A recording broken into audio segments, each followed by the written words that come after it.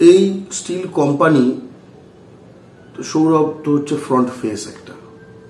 ওই স্টিল কোম্পানিতে সৌরভের স্টেক কত, মালিকানা কত? সৌরভ গাঙ্গুলি বাংলায় শিল্পায়ন হচ্ছে তার একখানা মডেল বা ফেস হিসেবে উনি সাম্প্রতিককালে ওনাকে বোধহয় ব্র্যান্ড অ্যাম্বাসাডারও বানানো হয়েছে। খুব ভালো কথা। আমি আশা করব, এখন আশাটা সৌরভ গাঙ্গুলির থেকে করে কি লাভ হবে আমি জানি না। সে তো সিএবি টিমেও সেটাকে ইউপি বিহারের টিম বানিয়ে ফেলেছে বা চোখ বন্ধ করে থেকেছে। চোখ বন্ধ করে থেকেছে ঠিক না, আমার তো মনে হয় একটা চোখ বন্ধ একটা চোখ খুলে দেখছিল যে সব। যেদিন সৌরভ গাঙ্গুলি বলবে যে বাংলা বাঙালির,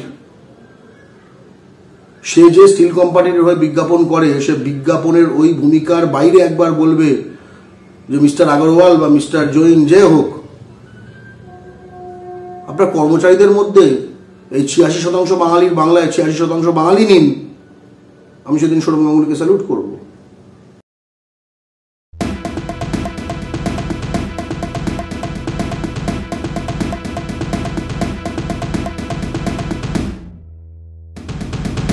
আপনি শিল্পপতিদের কথা বলছিলেন, তো সেক্ষেত্রে আপনাকে সেই সূত্র ধরে জিজ্ঞেস করব যে সৌরভ গাঙ্গুলি শিল্পপতি হিসেবে কতটা উৎকৃষ্ট। কারণ আজ থেকে প্রায় 6 মাস আগে সেপ্টেম্বর মাসে আমরা সুদূর স্পেনে দেখেছিলাম যে মমতা ব্যানার্জির সঙ্গে তিনি আমাদের রাজ্যে শিল্পের কথা বলেছিলেন, পশ্চিম মেদিনীপুরে তিনি শিল্প করবেন এবং 6 মাসের মধ্যে কনস্ট্রাকশনের কাজ হয়ে যাবে।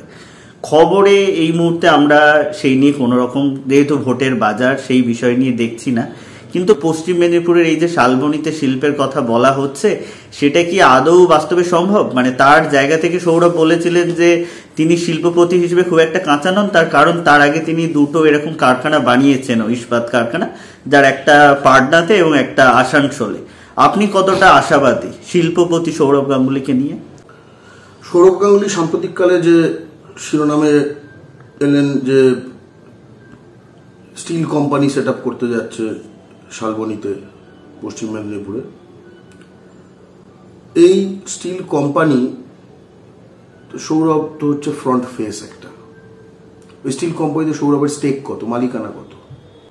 যদি স্টিল কোম্পানি তো সৌরভ গাঙ্গুলি 20% থাকতো, 30% থাকতো, 50%ও বলছি না, তাহলে বলতাম যে হ্যাঁ, এটা বাঙালির পুঁজি নিবেশ হচ্ছে। তো ব্যাকএন্ড তো মারওয়াড়িদের, এবং উনি অন্যান্য যেগুলো সেট আপ করেছে বললেন, আমি জানি না, এটাই তো সাংবাদিকদের কাজ, খুঁজে বার করো যে পাটনায় যেটা না আসানসোলে যেটা, সে সৌরভ গাঙ্গুলির স্টেক কত। সৌরভ গাঙ্গুলি কি মডেল? আমি যেটা জানলাম সেটা হচ্ছে ক্যাপ্টেন টিএমটি ওদের, আসলে ওই গোষ্ঠীর, সত্য মিথ্যা জানি না। এই ক্যাপ্টেন টিএমটির অলরেডি প্লান্ট রয়েছে পশ্চিমবঙ্গে, সেখানে বাঙালি প্রায় নেওয়া হয় না। পশ্চিমবঙ্গের আধার কার্ড বাঙালি, এটা দেখলে আস্থা করে ফেলে দেওয়া হয়। শালবনীতে জিন্দালদের একটা সিমেন্ট ফ্যাক্টরি আছে, সেই জিন্দালদের সিমেন্ট ফ্যাক্টরির সামনে বাংলা পক্ষ প্রতিবাদ জানিয়েছিল শালবনীতে গিয়েই। শালবনীতে আমাদের যে সহযোদ্ধারা রয়েছে বাংলা পক্ষ, লোকাল লোক নেয় না, সব ইউপি বিহারের। আমাদের প্রশ্ন হচ্ছে, পশ্চিমবঙ্গের শিল্পায়ন বাস্তবেই ঘটে চলেছে, সেটা আমরা সরেজমিনে গিয়ে দেখেছি। শুধু দুর্গাপুরের শহর এলাকা সেটা বাদ দিয়ে দেন, আমি সেটা বাদই দিয়ে দিচ্ছি, শুধু তার পাশে গোপালপুর বলে একটি গ্রাম, 130টি ছোট বড় মাঝারি স্টিল এবং অ্যালাইড ইন্ডাস্ট্রিজের ফ্যাক্টরি রয়েছে। 95% কর্মী হচ্ছে ইউপি বিহার ঝাড়খণ্ডে। আমার কি না, রানীগঞ্জের ছেলে বাংলা পক্ষ সহযোদ্ধা এখন তামিলনাড়ুতে কাজ করছে, যে টার্মসে, যে মাইনেতে, সেই টার্মসে কাজ রানীগঞ্জে অ্যাভেলেবল, কিন্তু তাকে দেওয়া হবে না, সে বাঙালি বলে। রানীগঞ্জ চেম্বার অফ কমার্সে একটা বাঙালি নেই, সব মারওয়াড়ি। একটা বোধহয় বাঙালি রাখা হয়েছে, এটা মুখ রাখতে হয়, আর যখন আমরা এই ধরনের পোস্টার তুলি ওটাকে এগিয়ে দেওয়া হয়। এইটা হচ্ছে বাস্তব।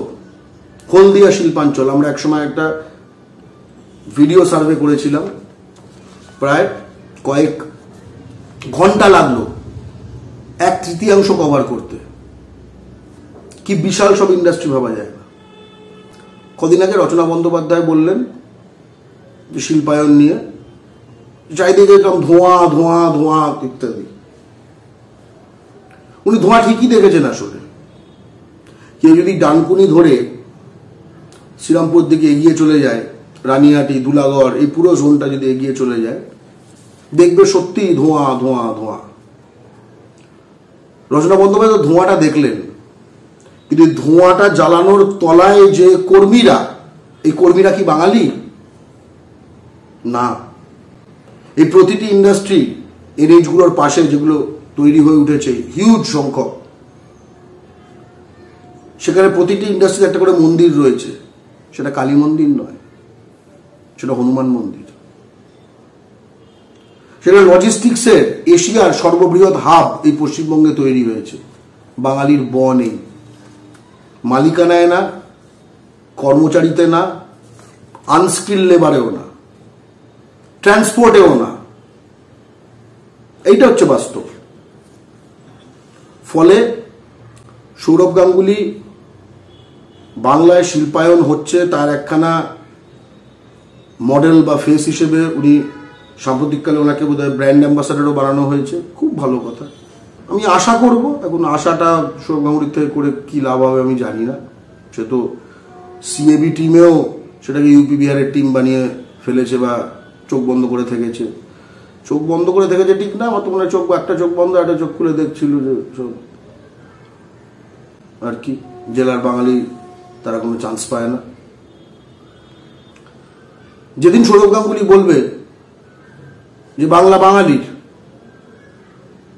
সে যে স্টিল কোম্পানির হয়ে বিজ্ঞাপন করে, সে বিজ্ঞাপনের ওই ভূমিকার বাইরে একবার বলবে যে মিস্টার আগরওয়াল বা মিস্টার জৈন যে হোক, আপনার কর্মচারীদের মধ্যে এই 86% বাঙালির বাংলায় 86% বাঙালি নিন, আমি সেদিন সৌরভ গাঙ্গুলিকে স্যালুট করব। তার আগে অবধি সেটা কি হয়ে যাবে? সেটা হয়ে যাবে যে বাঙালির যাকে নিয়ে আবেগ রয়েছে সেই আবেগটাকে নিংড়ে বাঙালিকে আবার একখানা বহিরাগতদের বাজার হিসেবে ব্যবহার করা। যেটা আমার মনে পড়ে, এখন মারা গেছেন, খুব দুঃখের দিন ছিল সেটা, যখন আমি দেখলাম সৌমিত্র চট্টোপাধ্যায় একটা সিমেন্ট কোম্পানির অ্যাড করছিলেন, Birla gold cement, Birla gold যত মনে হয়, বলে বাংলা হালাম সেই রে। মানে 1943-এ যে বিড়লারা এবং বড়বাজারিয়ারা মিলে 60 লাখ বাঙালিকে মজুদদারি এবং কালোবাজারি করে খুন করলো, বাংলার একজন শ্রেষ্ঠ কলা কুশলী, একজন শিল্পী, তাকে তার নুব্জ বয়সে তার আর্থিক যেটা এটার জন্য বিড়লাকে বাঙালি বা বাংলার তকমা দিতে সে বাধ্য হলো। তার কারণ বাংলার পুঁজি তো লুণ্ঠিত। তাই জন্য বাংলা পক্ষ স্পষ্ট কথা বলে, বাংলার পুঁজিপতি তৈরি করতে হবে, এবং তৈরি করতে হবে বলে দিয়ে আমরা ছেড়ে দিই না, আমরা তার পথেও বলে দিই যে পশ্চিমবঙ্গ সরকারকে তার প্রতিটি টেন্ডার সেটা দিতে হবে বাঙালি পুঁজিপতিদের সিন্ডিকেট করে। প্লিজ চুরি করবেন না। একজন কন্টেন্ট ক্রিয়েটার অত্যন্ত কষ্ট করে তার কাজকে এগিয়ে নিয়েছে, তাই তার কাজকে সাপোর্ট করুন, তার কাজকে ভালোবাসুন, কিন্তু তার কাজ নিজের চ্যানেলে তুলে দেবেন না। কারণ জানবেন, পাইরেসি কিন্তু একটা অত্যন্ত দণ্ডনীয় অপরাধ। আপনারা দেখছেন আওয়াজ, রোজকারের হক কথা। For more updates about Awaaz, please subscribe our YouTube channel Rajshekhar thali.